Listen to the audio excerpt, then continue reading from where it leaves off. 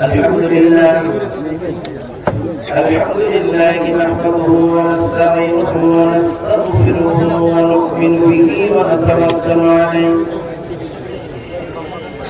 ونعوذ بالله من شرور أنفسنا ومن سيئات أعمالنا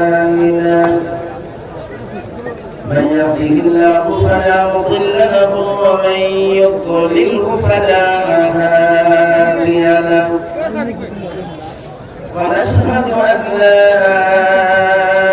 إله إلا الله وحده لا شريك له ونشهد أن سيدنا ونبينا وحبيبنا وشفيعنا ومولانا محمدا صلى الله عليه وسلم عبده ورسوله الذي أرسله بالحق بشيرا ونذيرا وداعيا إلى الله بإذنه وسراجا منيرا أما بعد فقد قال الله تعالى في كلامه المجيد وفرقان الحميد فأعوذ بالله من الشيطان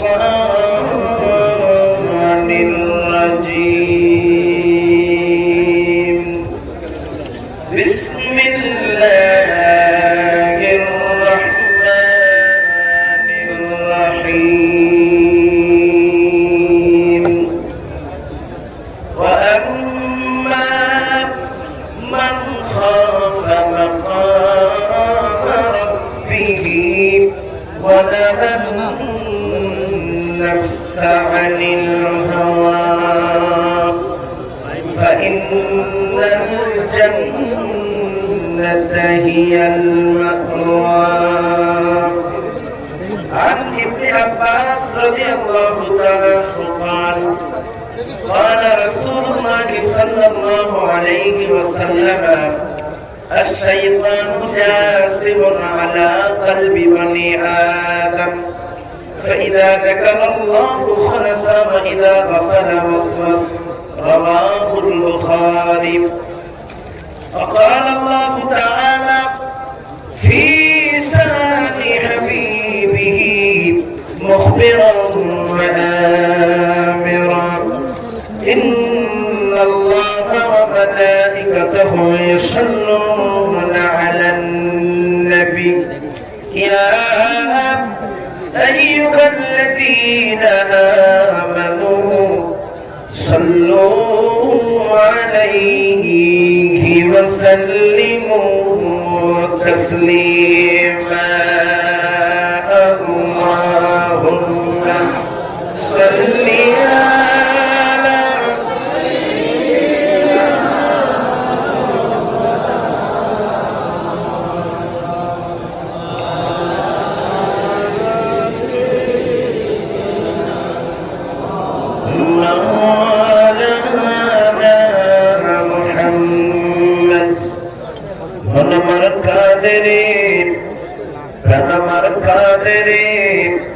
যেতে সোনার মদিনায় কোথায় যেতে মন কাঁদে কাঁদে কাঁদে মন কাঁদে কার না মন কাঁদে মন আমার কাঁদে রে প্রাণ আমার কাঁদে রে যেতে সোনার মদিনায় যে মদিনা ধন্য হলো যে মদিনা ধন্য হলো পে তোমারি ঠিকানা মন আমার কাঁদে রে প্রাণ আমার কাঁদে রে যেতে সোনার মদিনা মন আমার কাঁদে রে প্রাণ আমার কাঁদে রে যেতে সোনার سيدنا اللهم صل على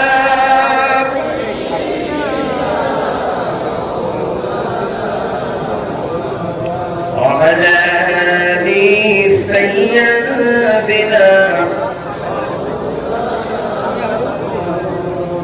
طائفের কথা ভেবে ভেবে কাঁদে শুধু দয়াল طائفের কথা ভেবে ভেবে কাঁদে শুধু দয়াল এমন মঞ্চে উপবিষ্ট কর্তৃপক্ষের অনুভূত অন্যান্য ওলামা হযরত অতিথিবৃন্দ সম্মুখে উপবিষ্ট শ্রেণী তাজ কৃত্যতুল্য আমার আব্বা জানেরা সমবয়স্ক বন্ধুবর্গ স্নেহের কুচি কুচি বাচ্চারা আড়ালে আপনারে বসে মাইকের মাধ্যমে আমার কণ্ঠের আওয়াজ শুনছেন এলাকার অত্যন্ত স্নেহময়ী মমতাময়ী আবিদা সলিহা ধার্মিকা মা ও বোনেরা সকলকে আন্তরিক মোবারকবাদ জানিয়ে শুরু করছি গুনাহগার আবুল কালাম আজাদ আমার মুখতাসার বক্তৃতা। তবে তার পূর্বে মহান স্রষ্টা আল্লাহ রাব্বুল আলামিনের দরবারে মন প্রাণ উজাড় করে উচ্চ আওয়াজে মস্তক নত কণ্ঠে কালিমাত শুকর একটু শুকরিয়া জ্ঞাপন করি বলি সকলে আলহামদুলিল্লাহ। এতগুলা মানুষ রবের হাত পূজারি করলাম অথচ সাউন্ড শুনে মনে হচ্ছে 1.5-2 মাস আপনাদের মামলা পানির ব্যবস্থা নেই। আসলে কি তাই? হেমন্ত সরকার কি মামলা পানি বন্ধ করে দিয়েছে নাকি? আর একটু উচ্চ আওয়াজে গর্জন মেরে সিংহ শব্দের মতো বলি আলহামদুলিল্লাহ। সেই সাথে সাথে সরকারি আলম আশরাফুল আম্বিয়া সাইয়্যিদুল মুরসালিন রাহমাতাল লিল আলামিন নবী কুলের শিরোমণি মা আমিনার নয়নের মণি সাফাতির কান্দানি মদিনা ওয়ালা নবীর প্রতি অসংখ্য দুরূদ ও সালাম বলি সকলে সাল্লাল্লাহু আলাইহি ওয়াসাল্লাম। আমার ভাইরা কোরআন কারীম থেকে ছোট্ট ছোট্ট দুটো আয়াতে কারিমা আমি আপনাদের সম্মুখে পাঠ করেছি। বিশ্ব নবীর অমৃত হাদিসের মধ্য থেকে ক্ষুদ্র একটা হাদিস আমি আপনাদের সম্মুখে তুলে ধরেছি। কোরআন কারীমের আয়াতে কারিমা এবং বিশ্ব নবীর হাদিসের সমন্বয়ে জাস্ট 2-4টি কথা আলোচনা করব। দীর্ঘক্ষণ আপনাদেরকে বিরক্ত করবো এমন চাহিদা আমার নাই, কারণ আমার কর্মী আছেন, আমার পশ্চিমবঙ্গ রাজ্যের আর এক রত্ন আমার প্রিয় ভাই মোজাফফর হোসেন সাহেব, তিনি আপনাদেরকে আজকে বিরিয়ানি দেবেন, বিফ বিরিয়ানি খাওয়াবেন। আমি আজকে ভেজিটেরিয়ান একটু শাকসবজি 2-4টি কিছু দেবেন ইনশাআল্লাহ। তবে তার পূর্বে আমি আপনাদের কাছে রিকোয়েস্ট করবো, আমার ডান সাইডে আমি কিছু গ্যাপ দেখতে পাচ্ছি, প্লিজ ভাই ওটাকে আপনারা কন্ট্রোল করে বসুন। যারা দাঁড়িয়ে আছেন সব বন্ধু ওই জায়গাটা যদি আপনারা এইভাবে রাখেন প্লিজ, এগুলি তার সামনে কম্বল নিয়ে আমি কাছে বসে দেবো। আর শয়তান যদি এর ভিতরে ঢুকে যায় তাহলে অবস্থা দেবে। শয়তান কতটা পাওয়ারফুল এই কথা বলবো ইনশাআল্লাহ দেখতে পাবেন। আমি সেই রকমই একটা হাদিস আপনাদের সম্পর্কে পাঠ করব। কোরআন শরীফ 12 নম্বর 30 পৃষ্ঠা নম্বর 4 সূরার নাম সূরা আল-আদিয়াত আয়াত নাম্বার 40 ও 41 ক্ষুদ্র ক্ষুদ্র আয়াতে কারিমার ভিতরে আল্লাহ রাব্বুল আলামিন तमाम পৃথিবীবাসীকে বলে দিয়েছেন জান্নাতি কারা ও মুসলমান ভাইরা, এই পৃথিবীতে বিভিন্ন শ্রেণীর মানুষ আছে, শ্রমজীবী, চাকরিজীবী, ব্যবসায়ী, ডক্টর, মাস্টার, উকিল, ব্যারিস্টার, সব মানুষকে উপেক্ষা করে প্রকৃতপক্ষে জান্নাতি কারা তাদেরকে আল্লাহ রাব্বুল আলামিন চিহ্নিত করেছেন। স্পষ্ট আল্লাহ রাব্বুল আলামিন বলেন, ওয়া আম্মা মান খাফা মাকামা রাব্বিহি ওয়া নাহান নাফসা আনিল হাওয়া ফাইন্নাল জান্নাতা হিয়াল মাওয়া। কোন মানুষগুলা জান্নাতি হবে স্পষ্ট করে গাড়ি বলে, আম্মা মান খাফা মাকামা রাব্বিহি ওয়া নাহান নাফসা আনিল হাওয়া। আমাদের কারো কিন্তু অজানা নাই, প্রতিটা মানুষের জন্য এই দুনিয়াবি জিন্দেগিটা এক্সামিনেশন সেন্টার, পরীক্ষা কেন্দ্র। পরীক্ষা দেওয়ার জন্য আল্লাহ রাব্বুল আলামিন আমাদের দুনিয়ার বুকে এনেছেন, নির্দিষ্ট একটা সময় সাপেক্ষে আমাদেরকে দুনিয়া ছেড়ে চলে যেতে হবে। আমাদের পরীক্ষার সময় শেষ যখন হয়ে যাবে, আলটিমেটলি আমাকে আপনাকে যে যার মতো কবরে চলে যেতে হবে। অতঃপর রব্বুল আলামিন আল্লাহর মুখোমুখি আমাকে আপনাকে দাঁড়াতে হবে, এই বিষয়ে আমাদের কারো কোনো সন্দেহ নেই। আছে নাকি সন্দেহ? আছে? আমাদের নিজেদের কর্ম নিয়ে আল্লাহর মুখোমুখি দাঁড়ানো লাগবে, এই বিষয়ে আমাদের কারো কোনো ডাউট আছে? আমাদের ডাউট আছে? ডাউট নাই। আল্লাহ রাব্বুল আলামিন বলেন, আমি তোমাকে নির্দিষ্ট একটা সময়ের জন্য পৃথিবীর জমিনে পাঠিয়েছি। তোমার দুনিয়ার জিন্দেগিটা হলো এক্সামিনেশন সেন্টার, পরীক্ষা কেন্দ্র। ওই পরীক্ষার রেজাল্ট নেওয়ার জন্য, বুঝে নেওয়ার জন্য আমার মুখোমুখি তোমাকে হওয়া লাগবে। ওই মুখোমুখি হওয়ার ভয়ে যে বাজারা তাদেরকে সংযোগ রাখতে পেরেছেন, হারাম থেকে নিজেদেরকে সংযোগ রাখতে পেরেছেন, কোরআনের আদেশ নিষেধ অনুযায়ী যারা চলতে পেরেছেন, রাসূলের আদর্শের পথে নিজে যারা চলতে পেরেছেন, ফাইনাল জান্নাতা হিয়াল মাওয়া, প্রকৃতপক্ষে তারাই জান্নাতি। বলুন সুবহানাল্লাহ। বর্তমান সময়ে আধুনিক যুগের ডিজিটাল মুসলমান আমরা, পকেটে টাকা আছে যতক্ষণ, আল্লাহর সঙ্গে পাল্লা চলে ততক্ষণ, শরীরে শক্তি আছে যতক্ষণ, আল্লাহর সঙ্গে পাল্লা চলে ততক্ষণ।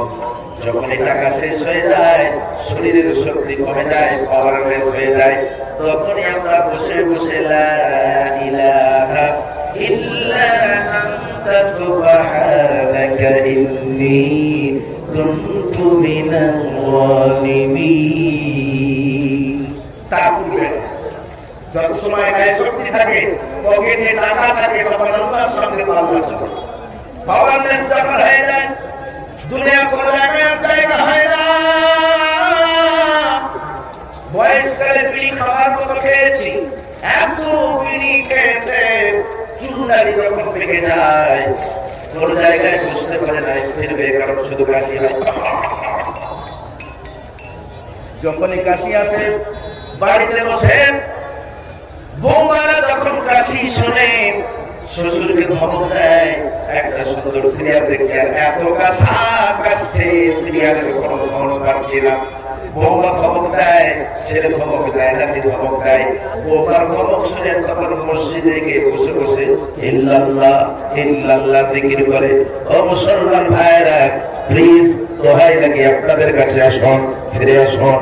এনি টাইম আল্লাহর স্মরণ, আল্লাহর ভয় যদি আপনি অন্তরে রাখতে না পারেন, বিশ্বাস করুন, আপনি নিজেকে মুসলমান দাবি করলেও আল্লাহ রাব্বুল আলামিন আপনাকে মুমিন ভাববেন না।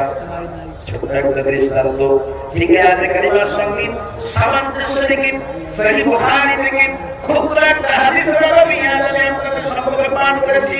আল্লাহ নবী বলেন, عن ابي هريره عن ابن عباس رضي الله تعالى عنه قال قال رسول الله صلى الله عليه وسلم الشيطان جاثم على قلب بني آدم। মিস্টার ইবলিস প্রত্যেকটা আদম সন্তানের কলবের চতুর্দিকে ঘাপটি মেরে বসে থাকে। কলব কি জিনিস আমাদের কারো অজানা নাই। আমাদের প্রত্যেকের ভিতরে ক্ষুদ্র একটা মাংস টুকরো, অতি ক্ষুদ্র একটা বস্তুর টুকরোকে কলব বলা হয়। যে বস্তুর টুকরোটা পবিত্র থাকলে আদম সন্তানের তামাম বডি পবিত্র, সেটা যদি অপবিত্র হয়ে যায়, তামাম বডি অপবিত্র হয়ে যাবে। ওই কলবের চতুর্দিকে ইবলিস ঘাপটি মেরে বসে থাকে, দেখে কখন বান্দা খোদা বলা হয়ে যায়, কখন বান্দা আল্লাহ বলা হয়ে যায়। যখনই আল্লাহর শরণ থেকে বান্দা দূরে সরে যায়, অমনি ইবলিস তার ঈমানের উপরে হামলা করে। যে কোনো মূল্যে তার অমূল্যধন ঈমানটাকে চুরি করে নিয়ে ভেঙে যায়, বেঈমান করে মৃত্যু পথে পতিত করে দিয়ে তাকে চলে যায়। সেজন্য আজ আমি আপনাদের কাছে রিকোয়েস্ট করব, ও মুসলমান ভাইরা, যে পেশার মানুষই না কেন, যে কোয়ালিটির মানুষই না কেন, এনি টাইম আল্লাহর স্মরণ অন্তরে রাখার প্রয়োজন আছে না নাই? আরো জোরে বলেন, আছে না নাই? আল্লাহর স্মরণ থেকে যদি বিচ্ছিন্ন হন, পরিণতি কতটা ভয়ঙ্কর একটা দৃষ্টান্ত দিলে বুঝবেন। তাফসীরে আমল কোরআনের ভিতরে পেয়েছি আল্লাহ দরবেশ বান্দা ওলি বান্দা প্রকৃতপক্ষে আল্লাহ ওলি বান্দা দরবেশ বান্দা ধর্মীয় শাস্ত্রে যেমন অগাধ পণ্ডিততা ছিল, চিকিৎসা শাস্ত্রে যথেষ্ট জ্ঞান তিনি অর্জন করেছিলেন। রোগে পীড়ে বিমারে মানুষ যখন জর্জরিত হতেন সকলেই তার দ্বারস্থ হতেন। যার ট্যাবলেট ইনজেকশনের প্রয়োজন তাকে ট্যাবলেট ইনজেকশন দিলেন, যার ঝাড়ফুঁকের প্রয়োজন তাকে ঝাড়ফুঁক দিয়ে বাড়ি পাঠিয়ে দিতেন। একই ব্যক্তির কাছে দুই রকম পরিষেবা হওয়ার কারণে রাতারাতি দরবেশের জনপ্রিয়তা একেবারে শিওরে। তামাম এলাকার মানুষ যখনই রোগে পীড়ে বিমারে জর্জরিত হতেন সকলেই তার দ্বারস্থ হতেন। অবসম্মান ভাইয়েরা, বড় দরবেশ বান্দা আল্লাহ, বড় খোদাবীর বান্দা আল্লাহ, বড় দিনদার বান্দা আল্লাহ। মানুষ যখন তার দ্বারস্থ হয় রোগে পীড়ে বিমারে, কোন একদিন ওই দরবেশের কাছে এক সুন্দরী মেয়েকে নিয়ে ট্রিটমেন্টের জন্য তার পরিবারের লোকজন আসলো। দরবেশকে লক্ষ্য করে বললেন, আল্লাহর মহানবী, দেখতে পাচ্ছেন আমাদের মেয়েটা দেখতে অপরূপ সুন্দরী, অপরূপা, তার রূপের কোনো খামতি নেই, এত সুন্দরী মেয়ে। কিন্তু দুর্ভাগ্য আমাদের মেয়েটা পাগলি, উপযুক্ত হয়েছে, বিয়ের বয়স হয়েছে, তাকে বিয়ে দেওয়া লাগবে। কিন্তু দুর্ভাগ্য পাগলি হওয়ার কারণে কেউ তাকে পছন্দ করে না, যে আসে সে চলে যায়। ট্রিটমেন্টের জন্য আপনার কাছে এনেছি, মেহেরবানি করে তার একটু ট্রিটমেন্ট করুন। যদি সুস্থতা লাভ করে তাহলে তাকে আমরা একটা ভালো জায়গায় বিয়ে দিতে পারবো। দরবেশ বান্দা আল্লাহ মেয়েটাকে দীর্ঘক্ষণ দেখভাল করে পরিবারের লোকজনদেরকে বললেন, দেখুন এ মেয়েটা প্রবলেম, 1-2 ঘন্টা ট্রিটমেন্টে মেয়ের কোনো ফায়দা হবে না। কন্টিনিউ যদি মেয়েটাকে কয়েকদিন যাবত ট্রিটমেন্ট করা হয়, আল্লাহ চাইলে মেয়ে সুস্থ হবে, তার পূর্বে না। বলছে রোগ যা, তাতে করে 1 ঘন্টা ট্রিটমেন্টের কোনো ফায়দা হবে না। কন্টিনিউ কয়েকদিন যাবত ট্রিটমেন্ট করলে আল্লাহ চাইলে সুস্থ করা হবে।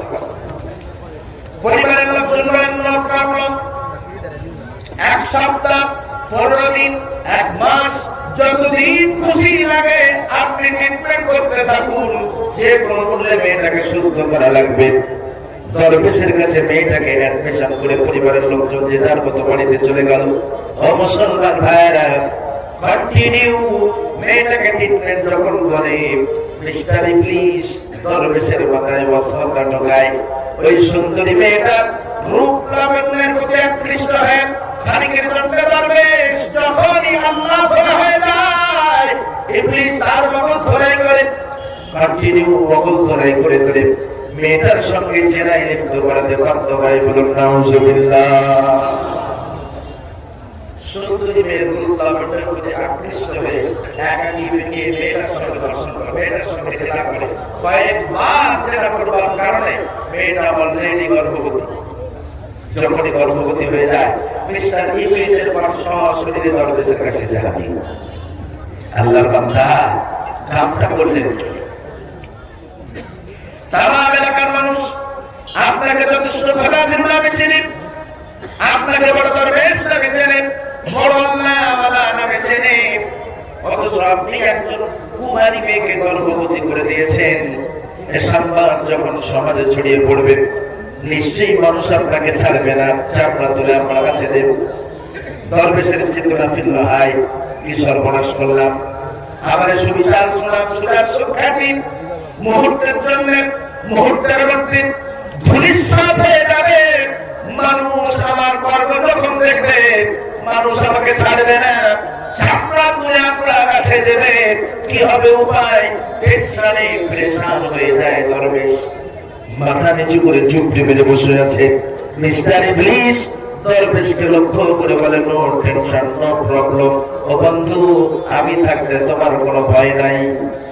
দরবেশ ইবলিসকে লক্ষ্য করে বলে, ধর্মের ভাই দোহাই তোমার, আমাকে এই যাত্রায় বাঁচাও, কারণ তুমি জানো তামাম এলাকার মানুষ আমাকে বড় দরবেশ নামে চিনি, আমাকে বড় খোদাবীর নামে চেনেন।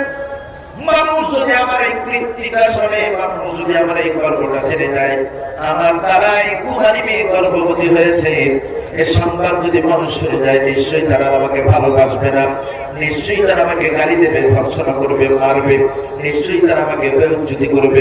ইবলিসের কাছে হাত নত করে, হাত উঁচু করে সাহায্য চায়, আমাকে এই যাত্রায় বাঁচাও, প্রয়োজনে তোমাকে যা দেওয়া লাগবে আমি তাই দেব।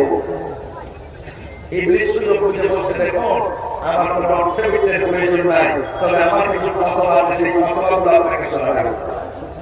শর্ত আছে, আমার শর্তগুলো যদি আপনি শোনেন, কথা দিয়ে আমার তার কোনো ভয় নাই।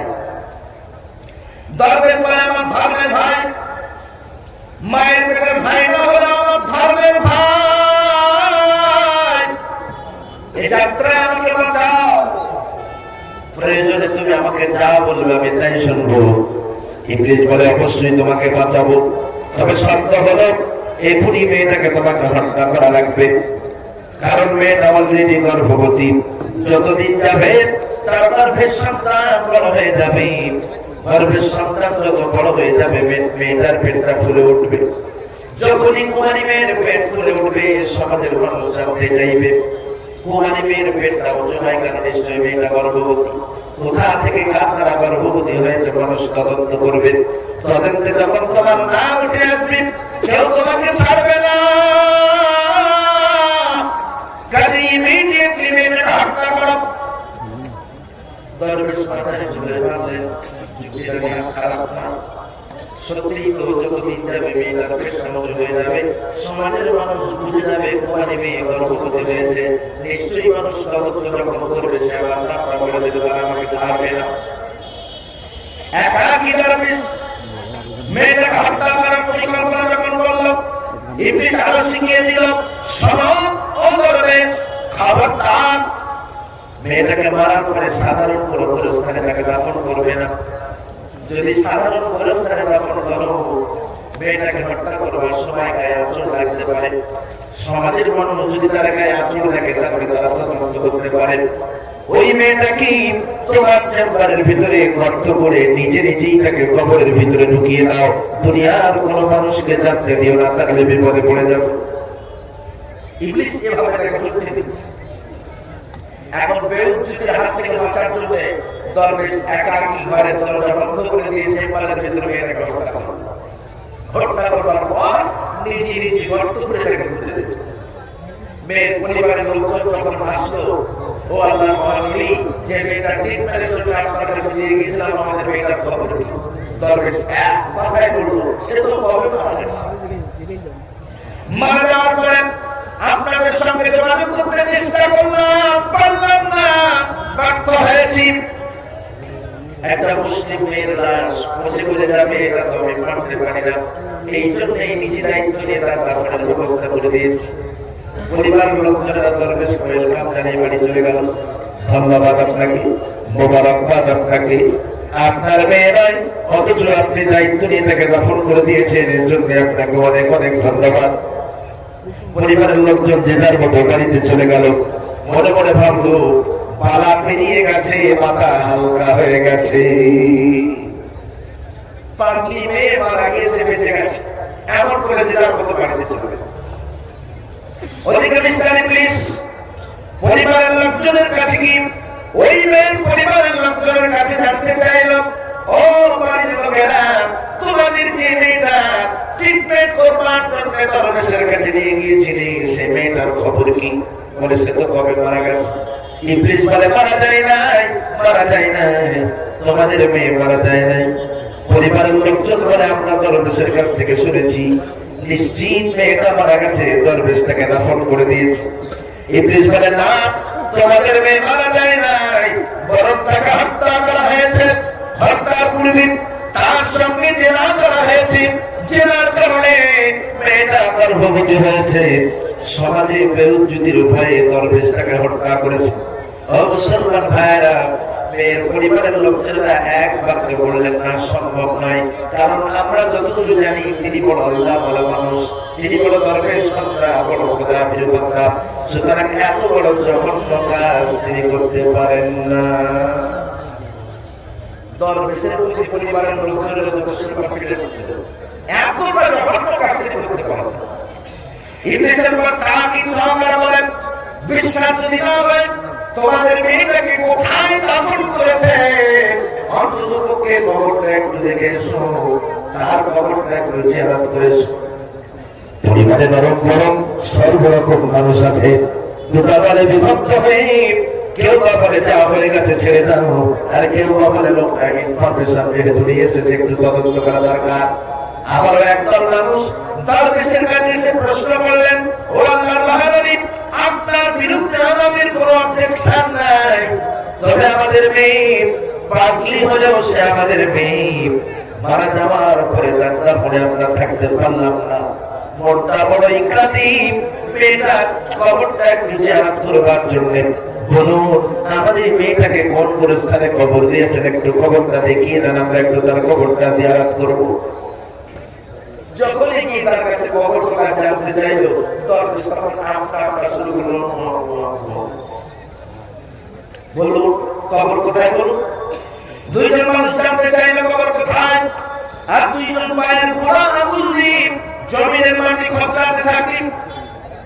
দীর্ঘদিনের পুরানো চাপা, জমিটা শক্ত হওয়ার কথা, কিন্তু যখনই পায়ের শক্ত আঙুল দিয়ে জমিটা খোঁচাতে যায় তখনই জমিটা লুজ লাগে, যত লুজ লাগে পা তত ভিতরে ঢুকিয়ে দেয়।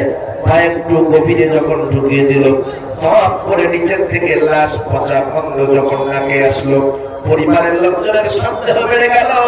হাতের সাহায্যে মাটি সরানো, মাটি সরিয়ে দেখলো হ্যাঁ তাদের মেয়েটাকে তার চেম্বারের ভিতরেই পুঁতে রাখা হয়েছে। ডুকরে কেঁদে ওঠের পরে পরিবারের লোকজনরা বলল, হায় আমাদের মেয়েটা যদি স্বাভাবিক অবস্থায় মারা যায়, কোন স্থানে দাফন না করি, এমন করে চেম্বারের ভিতরে কেন তাকে পুঁতে রেখেছেন। ডুকরে কাঁদতে কাঁদতে চেম্বার ছেড়ে পালিয়েছে। সকল মানুষকে জানিয়ে দিয়ে বললেন, ও এলাকার বাসী, ও এলাকার মানুষেরা, দেখুন আমরা যাকে দরবেশ নামে চিনি তার কুকীর্তি দেখুন, আমাদের মেয়েটাকে হত্যা করে নিজের চেম্বারের ভিতরে পুঁতে রেখেছে। সব মানুষ চেম্বার ছেড়ে যখন বাইরে আসলো, দরবেশের মা ভিতর থেকে দরজা বন্ধ করে দিন, ডাইরেক্ট একবার বসে লা ইলাহা ইল্লা আনতা সুবহানাকা ইন্নী কুনতু মিনাজ জালিমিন পড়তে লাগলো। আর তো কোনো উপায় নাই, ডাইনে বামের সম্মুখে পিছনে চতুর্দিক যখন অবরুদ্ধ হয়ে গেল, আর বাঁচানোর কোনো বাবা নাই। ডাইরেক্ট বসে বসে তখন লা ইলাহা ইল্লাল্লাহ সুবহানাকা ইন্নী কুনতু মিনাজ জালিমিন পড়তে লাগলো। আর আল্লাহর নামে আসলো না,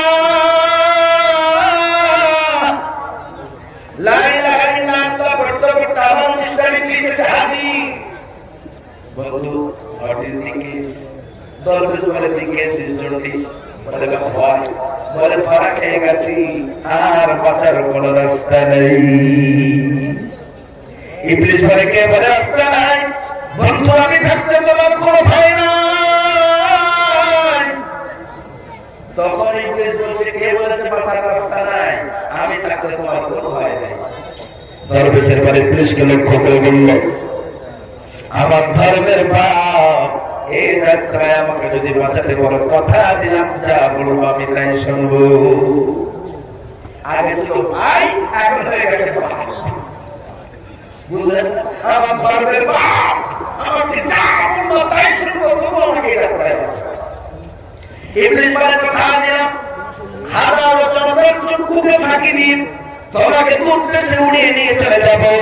কেউ তোমাকে স্পর্শ করতে পারবে না, কেউ তোমাকে মারতে পারবে না, কেউ তোমাকে টাচ করতে পারবে না। কথা দিলাম সকলের চক্ষুকে ফাঁকি দিন, আমি দূর দেশে নিয়ে যাব, তুমি নতুন কোনো দেশে যে আবার নতুন করে বাঁচার স্বপ্ন দেখবে।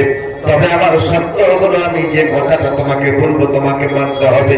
দরবেশ বলে, কি করা লাগবে বল আমার ধর্মের বাপ। সুযোগ বুঝে ইবলিস বলল, ইমিডিয়েটলি আমার সিজদা দে, ইমিডিয়েটলি আমাকে সিজদা দে। যদি আমাকে সিজদা দিস, আমি কথা নিলাম, তোকে শূন্যে ভাসিয়ে নিয়ে চলে যাব। কেউ তোকে মারতে পারবে না, কেউ তোকে ছুঁতে পারবে না, কেউ তোকে স্পর্শ করতে পারবে না। ও মুসলমান ভাইয়েরা, বাঁচার তাগিদে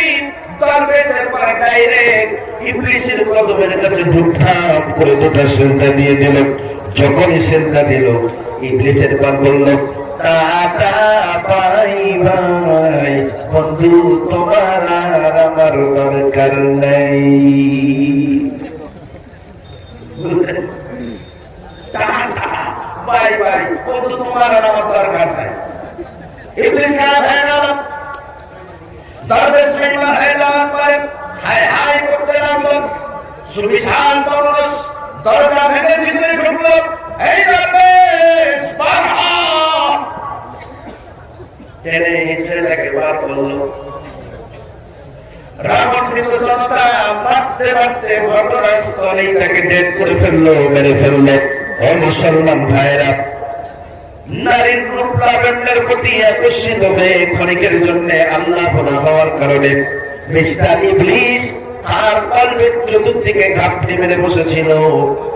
যখনই সে আল্লাহ ভোলা হয়ে গেল, অমনি তার ইমানের উপরে হামলা করে তাকে বেঈমান করে জাহান্নামী করে দিল। ঠিক তদ্রূপ আমাকে আপনাকেও সদা সর্বদা ইবলিস টাকা দেওয়ার জন্য আমাদের কলবের চতুর্দিকে ঘাপটি মেরে বসে আছে।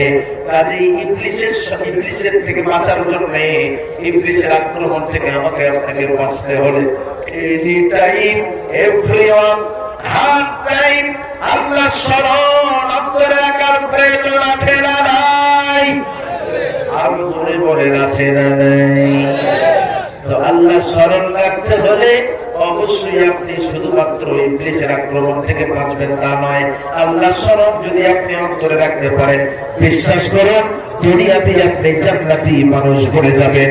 কারণ যে বান্দার অন্তরে আল্লাহ স্মরণ আছে, ওই বান্দার অন্তরে কোশ্চিন, ওই বান্দার হাতে কোশ্চিন কালেও মদের বোতল উঠতে পারে না।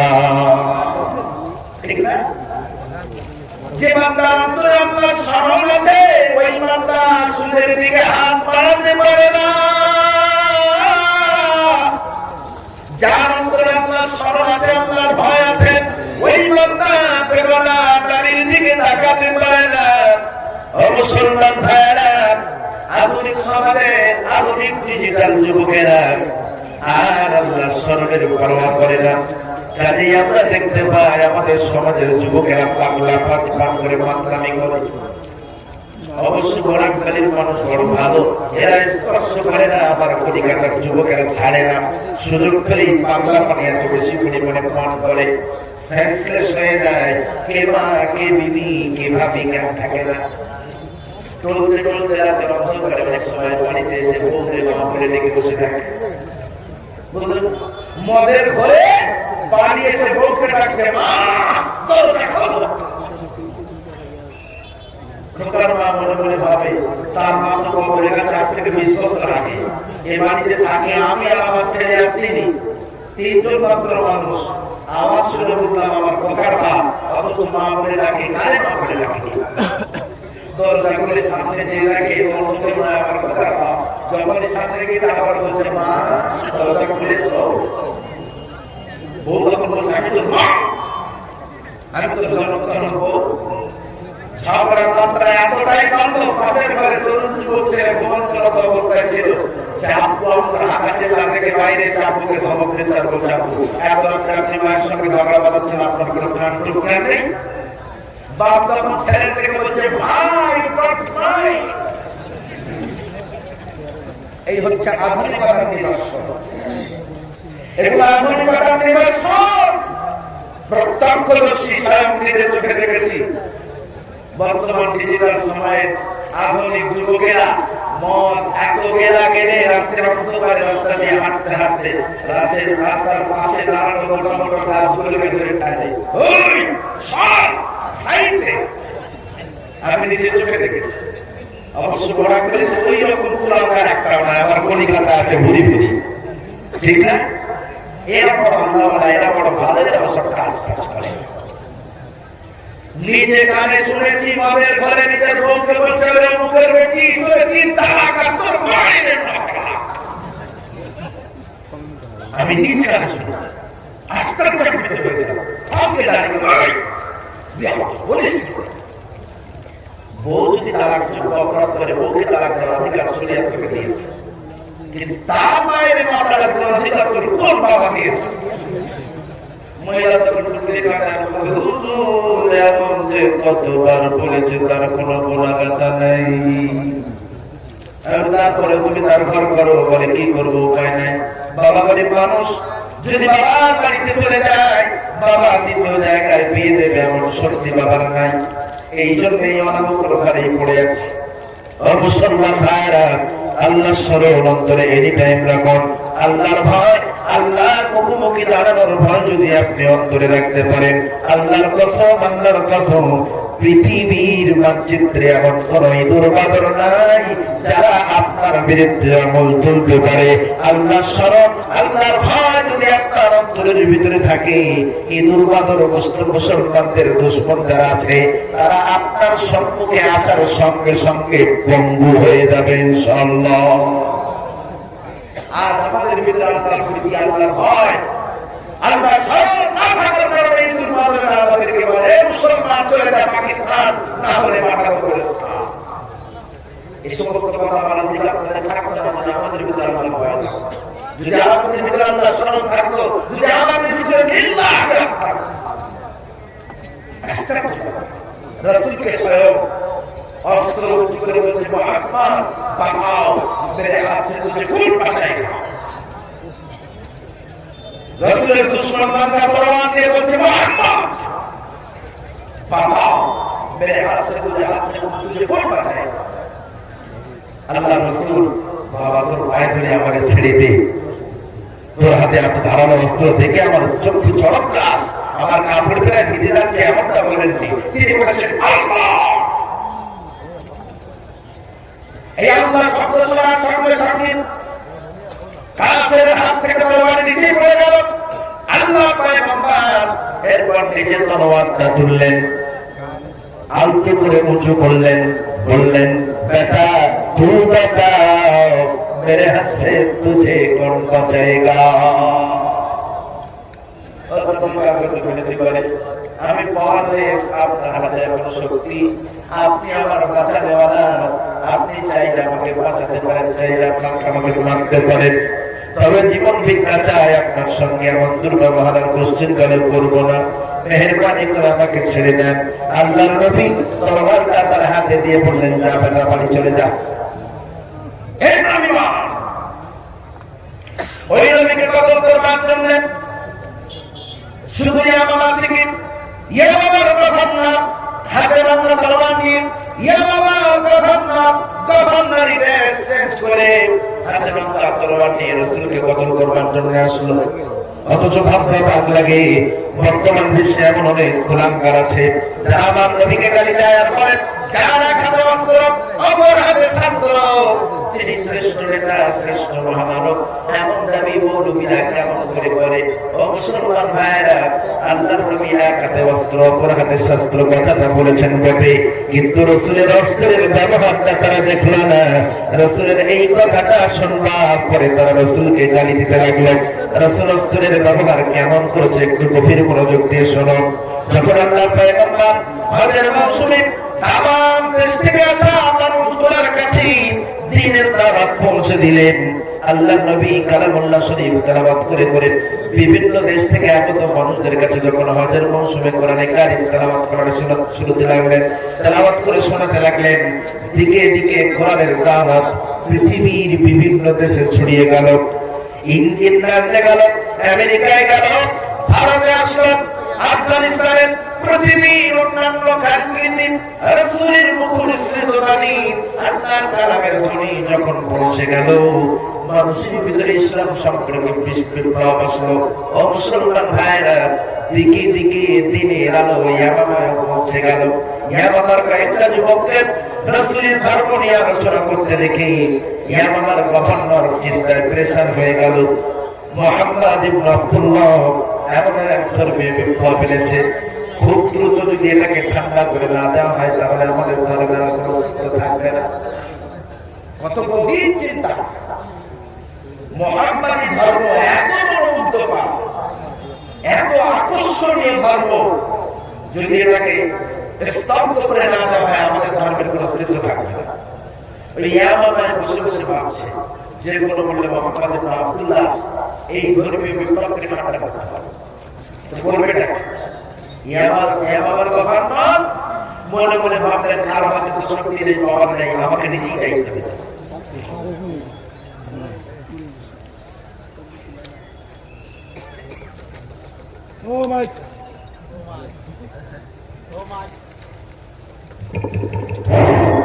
আলহামদুলিল্লাহ, মাত্র 18 মিনিটের ভিতর প্রধান অতিথি আপনাদের সম্মুখে আসছেন। ড্রাইভার বিলালকে বলছি 11:30টার সাথে সাথে আমাদের প্রধান অতিথি সাহেবকে নিয়ে প্যান্ডেলে এসে দেওয়ার জন্য। স্বেচ্ছাসেবক ছাত্রদেরকে বলছি স্বাগত তকবীর দিয়ে 11:30টার সাথে স্বাগত তকবীর দিয়ে মাদ্রাসার গেট থেকে প্রধান অতিথিকে বরণ করে স্টেজে নিয়ে আসার জন্য। 11:30টার সাথে সাথে আজকের এই প্যান্ডেলের প্রধান অতিথি হযরত মাওলানা মুজফফর হোসেন সাহেবকে স্বাগত তকবীর দিয়ে মাদ্রাসার গেটের সম্মুখ স্থান থেকে প্যান্ডেলে নিয়ে আসার জন্য স্বেচ্ছাসেবক ছাত্রদেরকে অনুরোধ করছি, এলাকাবাসী সবাইকে অনুরোধ করছি আপনারা প্যান্ডেলের ভিতর এসে বসে পড়ার জন্য। মাত্র 17 মিনিট টাইম, 17 মিনিট টাইমের ভিতর আমাদের আজকের প্যান্ডেলের প্রধান অতিথি জনাব মুজফফর হোসেন সাহেব প্যান্ডেলে আসছেন। আর ওনার সাথে হাইলাকান্দি জেলা পরিষদের চেয়ারম্যান জনাব মাসুদ স্যার মহাশয় উনি এসে গেছেন। হাইলাকান্দি জেলা পরিষদের চেয়ারম্যান জনাব মাসুদ স্যার উনি এসে গেছেন। প্রধান অতিথির সময় ওনাকে স্বল্প বক্তব্য দেওয়ার জন্য আপনাদের সম্মুখে অনুরোধ করব। তাই সকলকে অনুরোধ করছি আবারও প্যান্ডেলের ভিতরে এসে সৌন্দর্য সহকারে বসে পড়ার জন্য। স্বেচ্ছাসেবক ছাত্রদেরকে বলছি 11:30টার সাথে সাথে মাদ্রাসার গেটের সম্মুখ স্থান থেকে প্রধান অতিথি জনাব মুজফফর হোসেন সাহেবকে স্বাগত তকবীর দিয়ে মঞ্চে নিয়ে আসার জন্য। এর সঙ্গে অবশ্যই আমি স্যারকে নিয়ে আসবো। মুসলমান ভাইয়ের আমার নাঙ্গা তরোয়ার নিয়ে আমার গভর্নর হাতে নাঙ্গা তরোয়ার নিয়ে রাসূলকে কতল করবার জন্য মদিনার দিকে অগ্রসর হলো। মদিনার সিকিউরিটি ফোর্স যারা ছিল নাঙ্গা তরোয়ার নিয়ে বর্ডারের কিনারায় দাঁড়ানো ব্যক্তি থেকে তারা তাকে অ্যারেস্ট করলো, হাতের অস্ত্র কেটে নিল। নাম জিজ্ঞাসা করলো, আপনার নাম কি? আমার নাম সুমামা ইবনে উসাল। কোথায় আপনার বাড়ি? আমার বাড়ি ইয়ামামায়। কেন এসেছেন মদিনায়? বিশ্ব নবীকে কতল করবার জন্য এসেছি।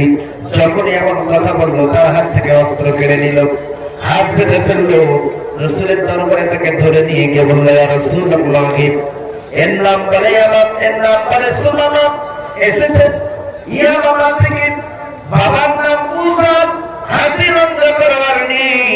আপনাকে কতল করবার জন্য মদিনায় প্রবেশ করতে চাইছিলেন।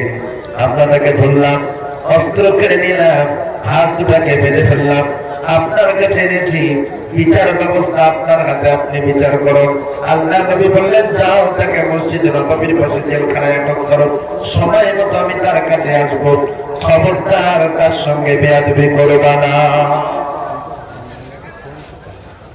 কি আকীদা, কি চিন্তা ভাবনা! সে একজন বিদেশি ব্যক্তি, সে একজন ফরেনার, হাজার অপরাধ করুন, তার জন্য বিচার ব্যবস্থা আছে। খবরদার তার সঙ্গে বেয়াদবি করবা না। সময় মতো তাকে খাওয়াবা, তাকে গোসল করতে দেবা, ঘুমাতে দেবা, তোমরা যা খাবা তাকেও তাই খাওয়া। আমি সময় মতো তার কাছে চলে গেল। রাসূলের অর্ডার অনুযায়ী তাকে মসজিদে নববীর পাশে বদ্ধ করে রাখলো। নামাজের সময় রাসূলের মসজিদে আসলেন একটু পূর্বে। সুমামার দিকে এগিয়ে গেলেন আল্লাহর পায়ের বাবা, গিয়ে জিজ্ঞাসা করলেন, সুমামা, গিয়ে জিজ্ঞাসা করলেন, মা ইসমুকা, তোমার নাম কি? আমার নাম সুমামা ইবনে উসাল। বাড়ি কোথায়? আমার বাড়ি ইয়ামামায়। কেন এসেছো মদিনায়? ডিরেক্ট বললেন, মুহাম্মদ ইবনে আব্দুল্লাহকে কতল করবার জন্য এসেছি। বিশ্ব নবী এরপর সুমামাকে লক্ষ্য করে বললেন, সুমামা, ও সুমামা, আনা মুহাম্মাদুর রাসূলুল্লাহ, আমি হলাম মুহাম্মাদুর রাসূলুল্লাহ। যখনই বললেন আমি হলাম মুহাম্মদুর রাসূলুল্লাহ, অমনি সুমামা তার মস্তকটা অন্যদিকে ঘুরিয়ে দিল। ও মুসলমান ভাইরা, আর এক মুহূর্তের জন্য রাসূলের দিকে সুমামা তাকালো না। বিশ্বনবী বলে, সুমামা, ও সুমামা, বলো তোমার সঙ্গে কি ব্যবহার আমি করবো বলো। সুমামা ডিরেক্ট বললেন, মুহাম্মদ ইবনে আব্দুল্লাহ, আমি যে অপরাধ করেছি এই অপরাধের কারণে আপনি চাইলে আমাকে হত্যা করতে পারেন, চাইলে আপনি আমাকে ক্ষমা করে দিতে পারেন, তবে যদি আপনি আমাকে হত্যা করেন তাও আপনি অন্যায় করবেন না। পঞ্চুয়ালি হত্যার জন্য অপরাধীকে আপনি হত্যা করবেন, আপনার কোনো দোষ হবে না।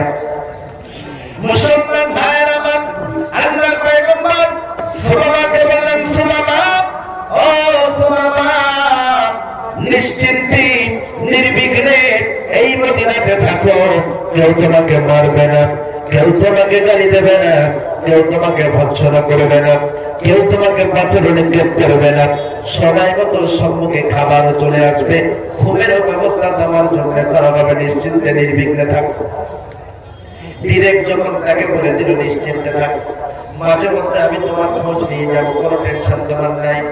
আল্লাহ নবী তখনকার মতো সুমামার কাছ থেকে বিদায় নিল।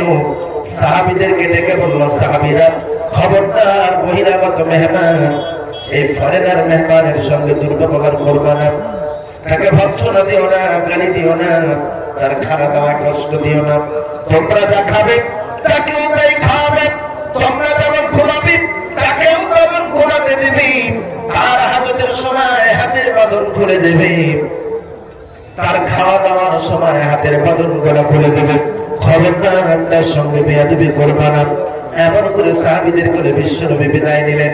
পয়গম্বর আবার সুমামার কাছে এসে আল্লাহর পয়গম্বর জিজ্ঞাসা করলেন, সুমামা, মা শানুকা ইয়া সুমামা, সুমামা বলো তোমার অবস্থা কি, কেমন অবস্থায় তুমি আছো? ডাইরেক্ট আপনাদের নবী লক্ষ্য করে বলছেন, একজন গভর্নরকে অ্যারেস্ট করে রেখে তার কাছে খবর নিতে আসছে, লজ্জা লাগে না? আশ্চর্য লাগে। রাসূলকে বলছেন একজন গভর্নরকে অ্যারেস্ট করে তার খবর নিতে এসেছে, লজ্জা লাগে না? আল্লাহর নবী কিছু বললেন না, চুপটি মেরে আছে। সুমামা, ও সুমামা, বলো আমি তোমার সঙ্গে কি ব্যবহার করবো বলো। তুমি তো আমাকে কতল করতে এসে অ্যারেস্ট হয়েছো, আমার সিকিউরিটি ফোর্স যারা ছিল তারা তোমাকে অ্যারেস্ট করেছে, আমাকে কতল করবার জন্য তুমি এসেছিলে, আমি তো মদিনার রাষ্ট্রপ্রধান, আমি তোমার সঙ্গে কি ব্যবহার করবো? আবার বলছে, আমি তো আপনাকে বলেই দিয়েছি, চাইলে আপনি আমাকে হত্যা করতে পারেন, চাইলে আমাকে ক্ষমা করে দিতে পারেন, তুমি যদি আপনি আমাকে ক্ষমা করে দেন আমি চিরকৃতজ্ঞ থাকবো আপনার কাছে। কারণ বাড়িতে আমার বিবি আছে, বাড়ি বাচ্চা আছে, আমার বৃদ্ধ মা আছে, আমি তাদের কাছে যদি ফিরে যেতে পারি আপনার কাছে চিরকৃতজ্ঞ থাকবো। তবে আপনি যদি আমাকে হত্যা করে দেন আপনি সীমা লঙ্ঘনকারী নয়, আপনি যদি হত্যা করে দেন নিশ্চয়ই আপনি অপরাধী নয়, পঞ্চুয়ালি আপনি হত্যার যোগ্য অপরাধীকে হত্যা করেছেন। আবার বললেন, সুমামা, নিশ্চিন্তে থাকো, এখানে কেউ তোমাকে মারবে না, আমি কথা দিলাম, কেউ তোমাকে গালি দেবে না, কেউ তোমাকে ভৎসনা দেবে না, তুমি নিশ্চিন্তে থাকো, আমি মাঝে মধ্যে তোমার খবর নিয়ে যাবো। সাহাবীদেরকে বলে গেলেন, সাহাবীরা, খবরদার সুমামার সঙ্গে দুর্ব্যবহার করবে না, তার দিকে বাজে নজরে তাকাবে না, কাউকে গালি দেবে না, সুমামাকে নিশ্চিন্তে নির্বিঘ্নে থাকতে দাও। ও মুসলমান ভাইয়েরা, সুমামা নিশ্চিন্তে নির্বিঘ্নে থাকলো। কয়েক ঘন্টা পরে আবার আল্লাহর পয়গম্বর সুমামার কাছে এসে হাজির হয়ে সুমামাকে লক্ষ্য করে বললেন, সুমামা, ও সুমামা, আমি তোমাকে ক্ষমা করে দিয়েছি, বলুন সুবহানাল্লাহ।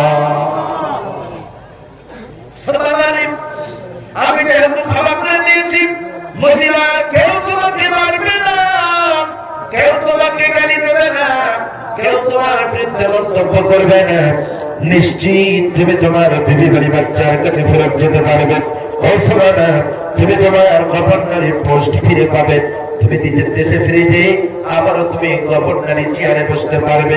তবে সুমামা, আমি তোমার কাছে দুটা দাবি রাখবো। সুমামা, কোন অর্ডার নয়, আদেশ নয়, শব্দ নয়, দুটা মাত্র দাবি রাখবো সুবহানা।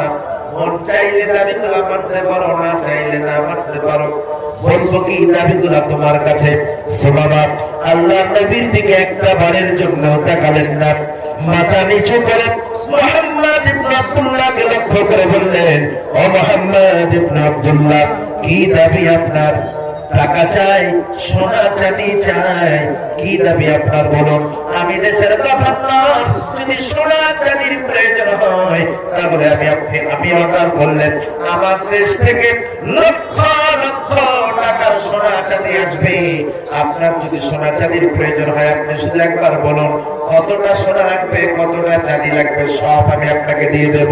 আল্লাহ নবী বললেন, সুবহানাল্লাহ, ও সুবহানাল্লাহ, সোনা চাঁদির জরুরত আমার নাই। আমার রব্বুল আলামিন আল্লাহ গোটা পাহাড়কে আমার জন্য সোনা করে দিতে চেয়েছিলেন, আমি নেই নাই, সোনা চাঁদির প্রয়োজন নাই। তবে সুবহানাল্লাহ, আমার দাবি হলো, আমি লক্ষ্য করে দেখেছি যতদিন তুমি এইখানে আছো, যতবার আমি তোমার কাছে এসেছি, ও সুবহানাল্লাহ, অমনি তুমি আমার আওয়াজ শোনা মাত্র মাথাটা ঘুরিয়ে নিয়েছো, একটা বারের জন্য আমার মুখের দিকে তুমি তাকাও নাই। সুবহানাল্লাহ, আমার নাম্বার ওয়ান দাবি হলো তুমি আমার মুখের দিকে তাকিয়ে কথা বলো। সুবহানাল্লাহ, নিশ্চিত আমি তোমাকে ক্ষমা করে দিয়েছি, কেউ তোমাকে মারবে না, তুমি তোমার বিবি বাড়ি বাচ্চার কাছে চলে যাবে, কেউ তোমাকে আঘাত করবে না। সুবহানাল্লাহ, শুধু আমার মুখের দিকে তাকে একটু কথা বলো, এটাই আমার দাবি। ও মুসলমান ভাইরা, ডাইরেক্ট আল্লাহর নবীকে লক্ষ্য করে শোনা বলেছিলেন, মুহাম্মদ, ও মুহাম্মদ ইবনে আব্দুল্লাহ, জানতা হো মেরে নজর সাথ कैसा हो, বলে নেই, জানেন আপনি আমার নজরে আপনি কেমন না জানি না। ডাইরেক্ট আল্লাহর নবীকে উদ্দেশ্য করে সুবহানাল্লাহ বললেন, ও মুহাম্মদ ইবনে আব্দুল্লাহ, পৃথিবীর অনেক নেতা লিডার দেখেছি, বিভিন্ন দেশের উচ্চ পদস্থ নেতা লিডারদেরকে দেখেছি, আমার জানা মতে আপনার থেকে নিকৃষ্ট নেতা, আপনার থেকে নিকৃষ্ট লিডার পৃথিবীর মানচিত্রে আর দ্বিতীয় কেউ নাই। বলুন নাউজুবিল্লাহ। পাশে দাঁড়িয়ে থাকা হযরত ওমর হাতা গোটায় আর বলে, ইয়া রাসূলুল্লাহ, মানতে পারি না, মানতে পারি না। আল্লাহ কোরআনে আপনাকে বলেন রাহমাতাল লিল আলামিন। আপনারা খালিদা বলেছেন, যারা ইউসুফের লোভ থেকে নিজের হাত কেটেছিল, আমি খালিদা বলি, তারা যদি আমার নবীর লোভ দেখতো, হাত পায়ে কলিজা কেটে ফেলে দিত। ইয়া রাসূলুল্লাহ, কাফের কবি বলেছে, মুহাম্মদ ইবনে আব্দুল্লাহ, তোমার নবুয়তকে মানি না, তবে আমি তোমার মতো খুবসুরত মানুষ পৃথিবী কোনদিন দেখিনি আর দেখব না। আরো জোরে বলুন সুবহানাল্লাহ। কাফের কবি আল্লাহর নবীর নবুয়তকে মানেননি, নবীর নবুয়তকে মানেন না, অথচ বলে মুহাম্মদ ইবনে আব্দুল্লাহ, নবুয়ত আপনার মানি না। তবে আমার জানা মতে আপনার মতো খুবসুরত সুন্দর মানুষ পৃথিবী কোনদিন দেখিনি আর দেখবো না। বলেন সুবহানাল্লাহ। সেই নবীকে বলে আপনার মতো নিকৃষ্ট লিডার পৃথিবীর মানচিত্রে আর নাই, সুতরাং আপনি আমাকে বদল করে দেবেন, তাও আচ্ছা, আপনার মুখের দিকে তাকাবো না। আল্লাহ নবী বলেন, সুবহানাল্লাহ, আমাকে দেখতে চাও না, দেখো। ও সুবহানাল্লাহ, তোমার ইচ্ছা হয় না, দেখো না, তবে আমার আরেকটা দাবি আছে, করবো কি? সুবহানাল্লাহ। বিশ্ব নবীকে লক্ষ্য করে সুবহানাল্লাহ বললেন, কি দাবি আপনার বলুন।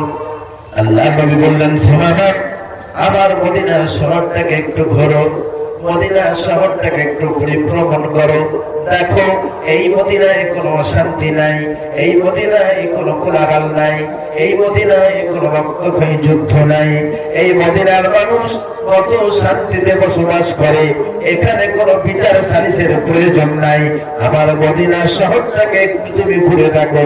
সুমামা ডাইরেক্ট বললেন, মুহাম্মদ ইবনে আব্দুল্লাহ, পৃথিবীর বুকের অনেক বড় বড় শহর আমি দেখেছি। আমি লন্ডন দেখেছি, আমেরিকা দেখেছি, আমি ইরান দেখেছি, ইরাক দেখেছি, আমি বড় বড় অনেক শহর দেখেছি।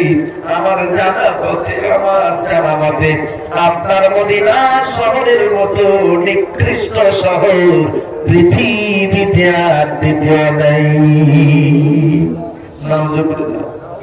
অবসরলাম ভাইরা, যখনই এমন কথা বললেন, আল্লাহ নবী ডাইরেক্ট বললেন, সুমামা, ও সুমামা, আমি তোমাকে মাফ করে দিয়েছি, ক্ষমা করে দিয়েছি, চলে যাও সুমামা, চলে যাও, কথা দিলাম আমি যেহেতু মাফ করে দিয়েছি, আমি যেহেতু ক্ষমা করে দিয়েছি, মদিনার কোন মানুষ তোমাকে মারবে না, কেউ তোমাকে গালি দেবে না, কেউ তোমাকে ভৎসনা করবে না, কেউ তোমার বিরুদ্ধে মন্তব্য করবে না।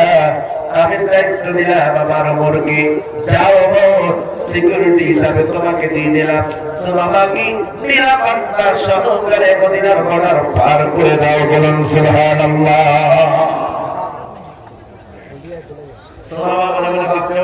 সেই জাল্লাদের দায়িত্ব যে আমাকে প্রকাশ্যে কতল করে দিতে চাচ্ছিল, বুঝতে পেরেছি লোক সমাজে কতল করাটা মুহাম্মদ একটু নকারাত্মক বা মুহাম্মদ একটু দৃষ্টিকটু মনে হচ্ছে বলে জাল্লাদের হাতে দায়িত্ব দিয়েছে, জাল্লাদ আমাদের সাইডে দিয়ে সাইজ করবে। হযরত ওমর সুমামার হাতটা ধরে টেনে হিঁচড়ে নিয়ে চল আগে না,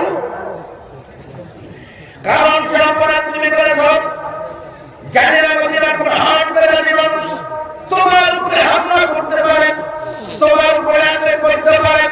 বিশ্বনবী দায়িত্ব দিয়েছেন আমার কাছে আমানত দিয়েছেন, তোমাকে যদি সুস্থ অবস্থায় মদিনার বর্ডার পার করে না দিই, রাসূলের কাছে আমাকে জবাবদিহি করা লাগবে।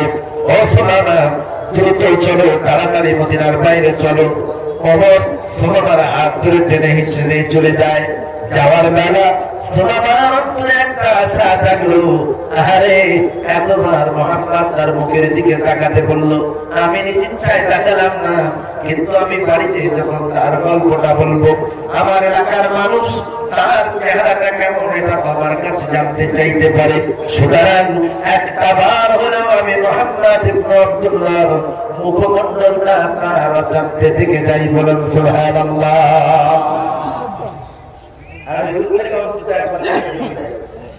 এমন করে মসজিদে নববীর বাইরে এসে পায়ে জুতা পরে পিছন ফিরে রাসূলকে এক ঝলক দেখে চলে যাবেন, এমন একটা নিয়তে, এমন একটা মানুষে যখন এসে পিছনের দিকে তাকালো, দেখতে পেল আল্লাহ রাসূল নিরন্তরভাবে সুমামার পিছনে ঠিক এইভাবে দাঁড়িয়েছে। সুবহানাল্লাহ। সারা শরীর একেবারে একটা ধারণা, যখনই ফেস টু ফেস সুমামা এবং আল্লাহর পয়গম্বর সরাসরি দুজনে যখন ফেস টু ফেস হয়ে গেল, আলটিমেটলি সুমামার ভিতরে ধর্মিয়াত চলে আসলো। আল্লাহ তোমার সুমামার হাত ধরে টানে, সুমামা দুই কদম, সুমামা এক কদম যায়, ওমর দুই কদম চলে যায়, পা যেন তার ওঠে না, এমন করে গরু টানার মতো টেনে হিঁচড়ে হিঁচড়ে ওমর নিয়ে যায়। 2 মাইল পথ অতিক্রম করবার পরে সুমামা এরপরে হাঁপাতে হাঁপাতে বলে, ওমর আমি আর চলতে পারছি না, পিপাসায় গলা পুড়ে গেল, ওমর আমাকে একটু পানি পান করা, ওমর আমি আর হাঁটতে সক্ষম নয়। আল্লাহ তোমার মনে মনে ভাবলেন, তার মতো কাফিরকে পানি পান করাবো, বললেন না, প্রকাশ্যে বললেন না, তবে মনে মনে ভাবলেন তোর মতো কাফিরকে পানি পান করাবো। ওই যে দূরে কুয়া আছে, মন চাইলে ওইখানে যা ইচ্ছা মতো পানি তোলার একটা কুয়া দেখিয়ে দেন।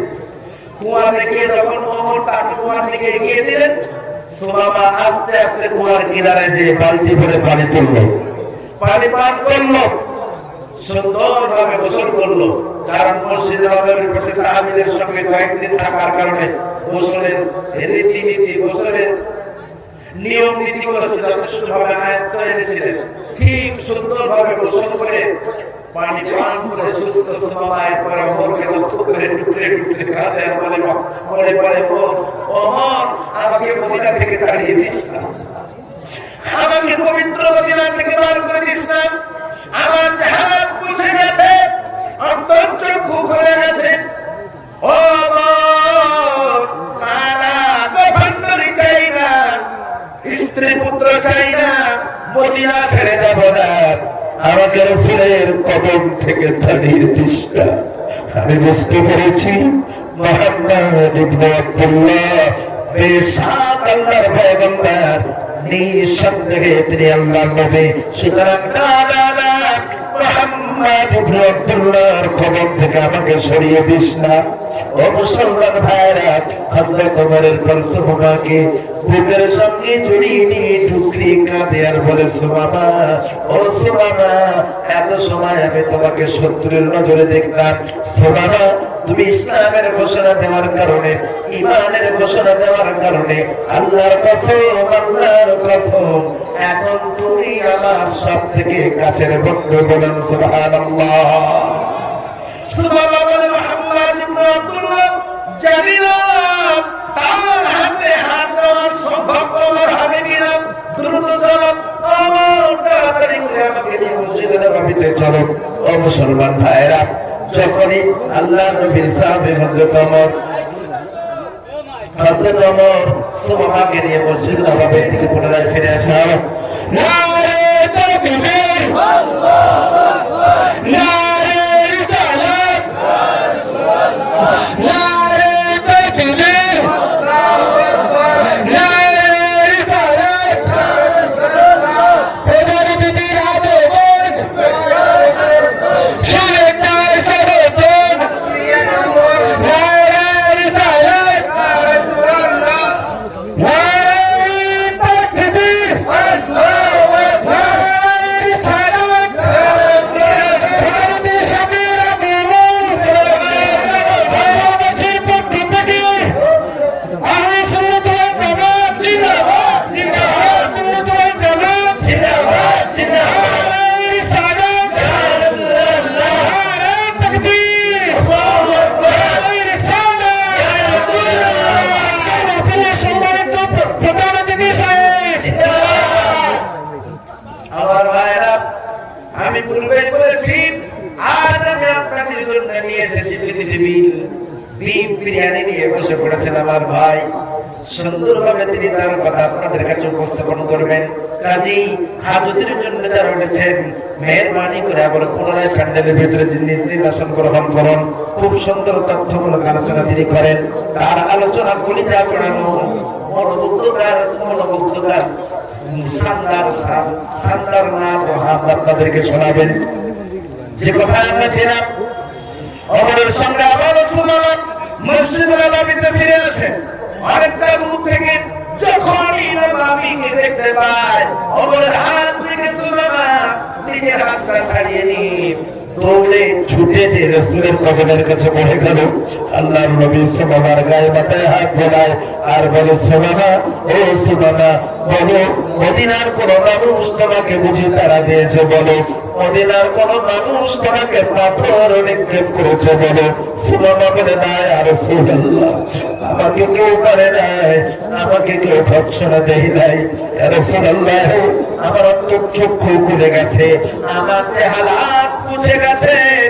আজ আমি নিজে থেকে আপনার কাছে ফিরে এসেছি। না ইয়া রাসূলুল্লাহ, কখনোই চাই না, স্ত্রী পুত্র চাই না। ইয়া রাসূলুল্লাহ, আপনার পবিত্র কদম থেকে আমার মতো গুনাহগারকে তাড়িয়ে দেবেন না। ইয়া রাসূলুল্লাহ, আপনার পবিত্র হাত দুখানা পানি আমাকে ঈমানের কালিমা পড়িয়ে মুসলমান করে দিন। বলুন সুবহানাল্লাহ। এটাই ছিল অস্ত্রের ব্যবহার। অথচ আজ আমার দেশে এমন কিছু কুলাঙ্গার আছে যারা বলে তারা এক হাতে অস্ত্র, অপর হাতে শাস্ত্র।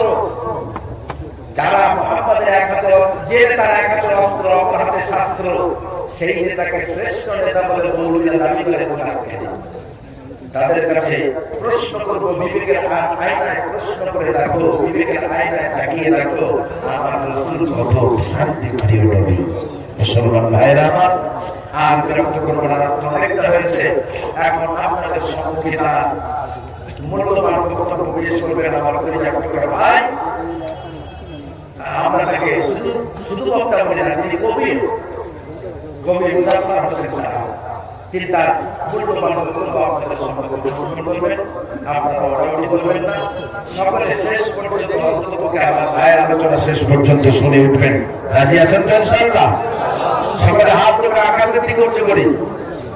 আল্লাহ তাআলা আমরা মুখ্য অতিথি সম্পূর্ণ আলোচনা না শুনে উঠবো না। প্রতিজ্ঞা করলাম কার সঙ্গে? আল্লাহর সঙ্গে। কথা মাথায় রাখবেন। আল্লাহ আপনাদের সকলকে ভালো রাখুন, সুস্থ রাখুন, শান্তিতে থাকুন। আলহামদুলিল্লাহি রাব্বিল আলামিন। আসসালামু আলাইকুম।